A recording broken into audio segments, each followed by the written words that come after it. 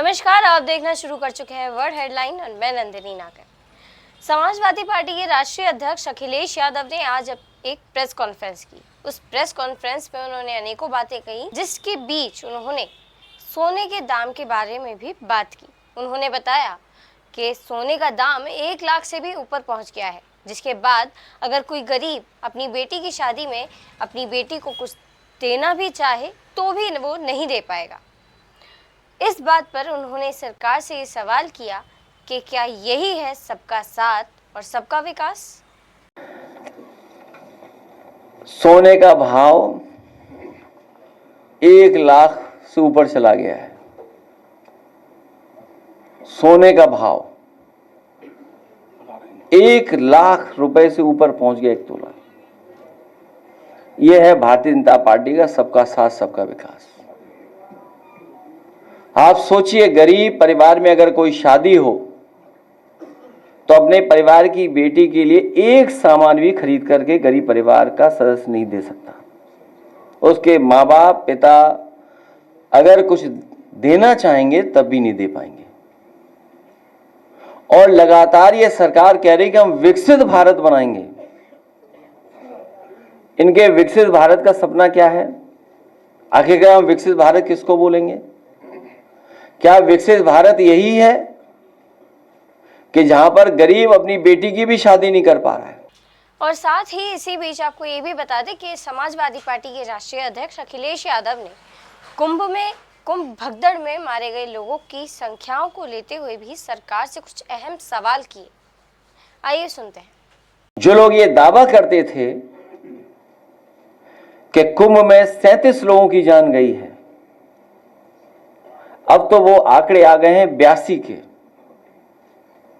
और सरकार अभी भी छिपा रही होगी, अभी भी सच्चाई नहीं सामने आई है। और सरकार क्या कर रही थी? मुआवजा न देना पड़े इसलिए आंकड़े छिपाना। और साथ ही इसी बीच हम आपको ये भी बता दें कि केंद्रीय सरकार द्वारा आज जातीय जनगणना को लेकर अधिनियम जारी कर दिया गया है, जिसमें ये बताया गया है कि 2026 से जातीय जनगणना शुरू की जाएगी और 2027 तक जातीय जनगणना पूरी हो भी जाएगी। हालांकि इस बीच ये भी बताया गया है कि 2026 में ही कुछ जगह जातीय जनगणना पूर्ण हो जाएगी। वहीं उत्तर प्रदेश के बिजनौर से भी एक खबर सामने आई है, जिसमें डायलिसिस के दौरान एक व्यक्ति की मृत्यु हो गई। बताया जा रहा है कि जब उस व्यक्ति का डायलिसिस किया जा रहा था तो उस वक्त डायलिसिस विभाग की लाइट चली गई थी, जिसके बाद जनरेटर भी चालू नहीं किया गया। इस बात पर प्रशासन एक्शन लेता हुआ नजर आ रहा है और इस बारे में बिजनौर की जिला अधिकारी ने भी कुछ अहम जानकारियां दी हैं। आइए सुनते हैं। जिला अस्पताल बिजनौर में संचालित डायलिसिस सेंटर, जो एक प्राइवेट एजेंसी एस्काक संजीवनी के नाम से, जिसको पीपीपी मोड पर दिया गया है और 2020 से उसको टेंडर था, जो डायलिसिस सेंटर हमारे जनपद में चला रहे हैं, उस सेंटर की जांच जो है कल सीडीओ साहब द्वारा करी गई और जांच में कई कमियां वहां पर पाई गई।